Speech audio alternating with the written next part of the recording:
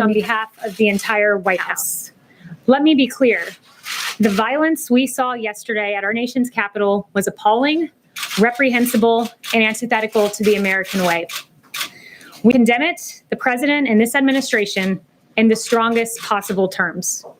It is unacceptable, and those that broke the law should be prosecuted to the fullest extent of the law. I stood here at this podium the day after a historic church burned amid violent riots, and I said this: the First Amendment guarantees the right of the people to peaceably assemble. What we saw last night in Washington and across the country was not that, end quote. Make no mistake, what we saw yesterday afternoon in the halls of our Capitol likewise was not that. We grieve for the loss of life and those injured, and we hold them in our prayers and close to our hearts at this time.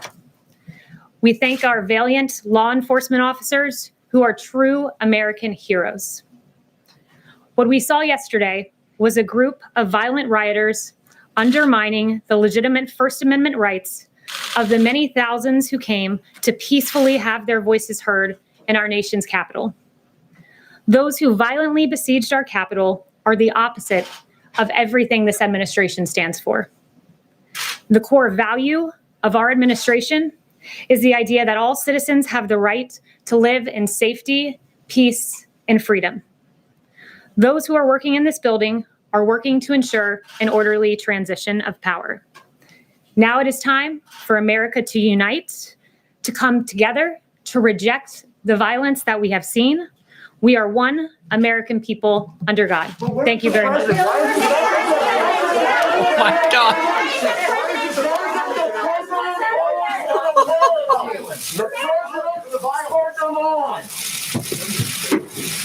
Oh my gosh. What?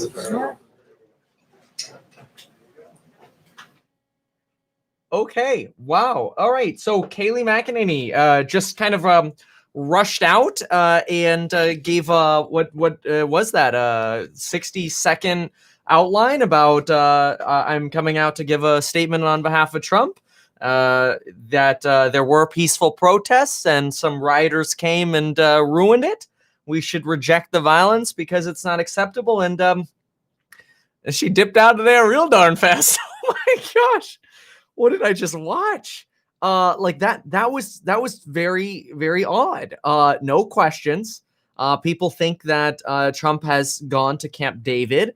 No response to the impeachment claims, which we were expecting that there would be some form of response to this, something to maybe say, hey, don't worry, like Donald Trump's good. You don't have to worry about Trump for the next 13 days. He's safe. He's happy. He's working hard on something else, or he's going to make sure people get prosecuted or nothing.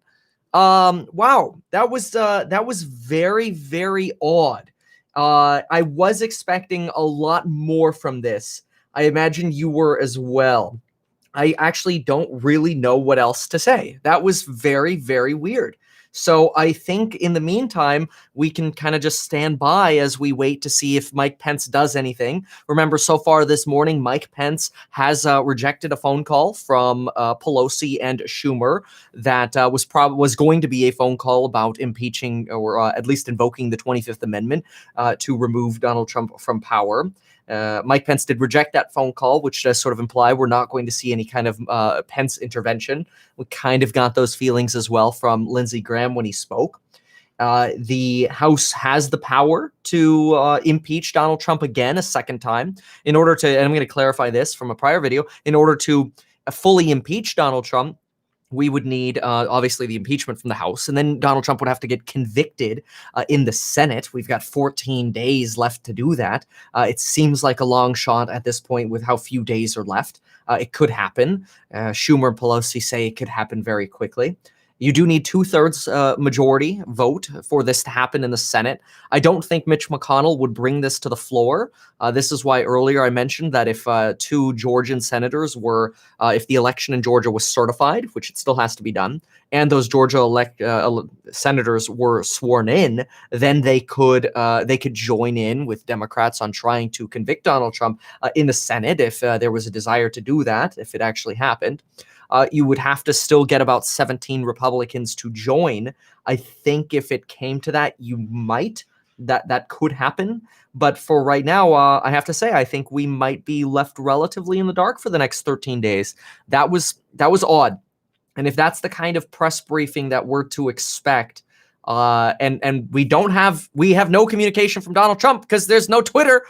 Donald Trump, I will say, Donald Trump did remove the posts that he was told to remove. So Twitter apparently can hide your post, but they won't delete your post for you. So they can hide your post, and they hid Donald Trump's post, his video and his post, basically saying, hey, like, this is what happens when you allow a fake election or an election to be stolen.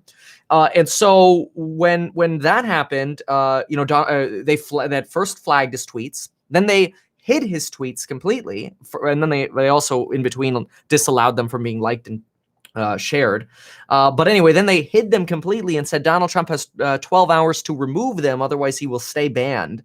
His ban hammer here of 12 hours should be up soon, and Donald Trump has, I think he's probably another 4 or 5 hours. Apparently, I read that Donald Trump has removed those tweets. There is also talk about Donald Trump pardoning himself, and I've been getting some questions about, can Donald Trump actually pardon himself? The answer is actually unclear because it's never been done before. Not only has it never been done before, but it's never really been studied before. There have been some legal opinions that say, like essentially you can't really be the judge of yourself. So you can't really pardon yourself. But then again, there are also legal opinions that say, no, there's nothing that says you can't pardon yourself. So why can't you pardon yourself? So it is entirely possible that Donald Trump could pardon himself from all federal crimes within the next few days. The New York Times did a whole piece about how there is talk, and oftentimes they get leaks out of the White House. Elizabeth Warren yesterday freaked out about leaks and basically saying, why are y'all leaking stuff through the media? Why don't you just have the cojones, so to speak, and get out there and tell the American people what they need to hear? But the New York Times is reporting that Donald Trump has considered pardoning not only himself, but pardoning Don Jr., Eric Trump, Ivanka Trump, Jared Kushner, and Rudy Giuliani. Now, this has been done before, like Bill Clinton. I think it was his brother-in-law. Bill Clinton's brother-in-law had I think it was a cocaine sentence or something like that. So it's not like, presidents pardoning people close to them hasn't been done before. I think the New York Times reported, and again, it's the New York Times, right? So they lean a little bit left.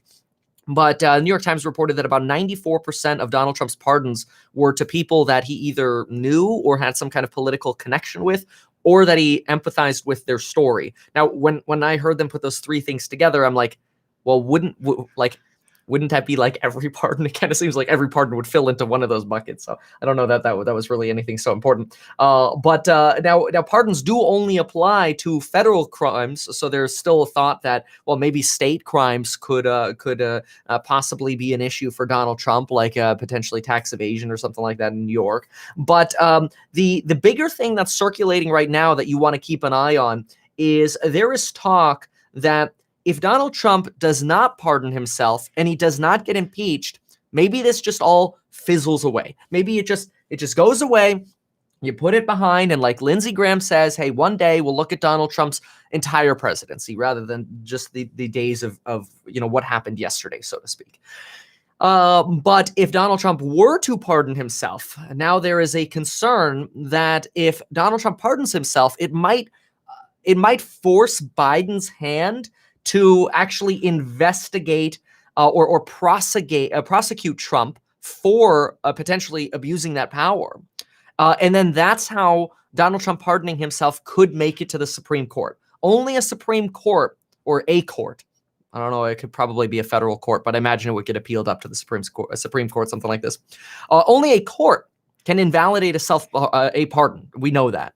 And so in order to invalidate this self-pardon, a court would do that.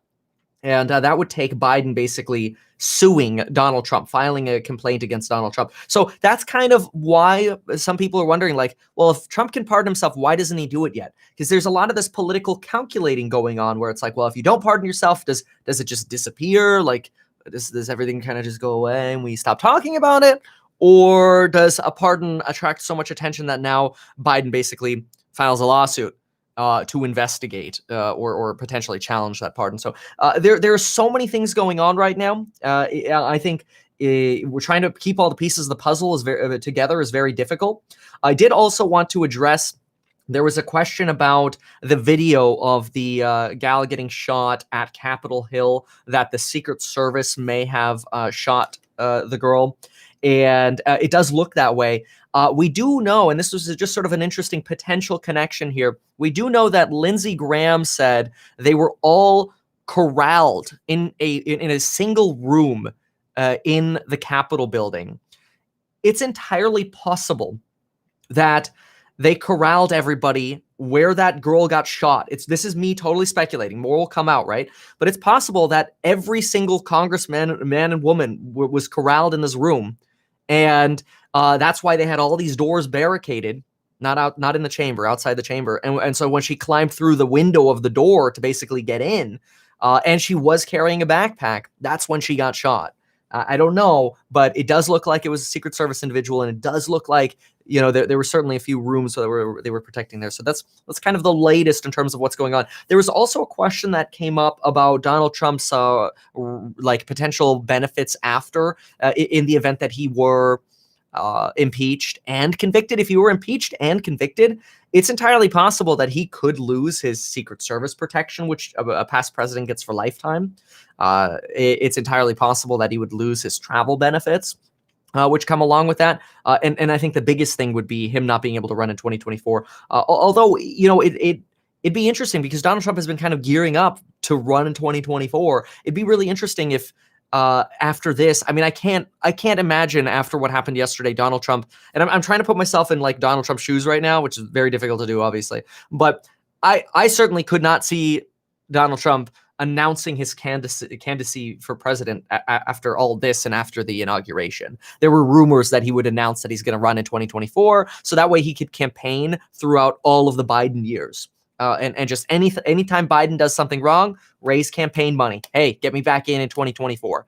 I think some serious time's probably going to have to go by before that happens. So, all right, well, that's what we got. I mean, this is so crazy. What I have to say is get your life insurance in as little as 5 minutes, because you can do that in the link down below. Get 4 free stocks with Webull when you deposit $100. And wow, yeah, there you have it. Do I think Pence would pardon Trump? I don't think so. Pence is very, very by the book. I think he's more likely also not to invoke the 25th. I think he's would rather this just to separate everything from what happened. Although he was really pissed yesterday. He was very pissed yesterday. He almost felt betrayed. Some were saying, some people close to Pence, that he felt almost betrayed by Donald. So maddening time, folks. That's all I can say. Maddening time. And this press event by Kayleigh McEnany was not good, in my opinion. Not a good optic here. And we've had quick, brief press conferences before, but those didn't make anybody feel better. They didn't make the country feel any better. We'll see if we end up getting any statements from Donald Trump later today himself. But if this is all we have to go on, I don't think I don't think that, like, if you're a Republican, you know, you're just as welcome on this channel as Democrats. I say the same to Democrats. You're just as welcome here as Republicans. If you're a Republican, I know this what happened yesterday, and if you voted for Donald Trump, it can't feel good. But you know, I think that every Republican and every Democrat can get ahead, and everyone can get through this, and we'll go forward towards a better and stronger America. Yesterday was a very, very difficult day, and certainly by saying this, I don't want anybody to think I'm blaming Republicans here, but yeah. So there we have it. Thank you so much again for being here. We will see what other updates come, but that was a wild press conference. Definitely, I think the American people deserve better than that press conference is what I'm trying to say. That was unfortunate. So, my take. Thank you so much for watching, and folks, we'll see you in the next one. Bye.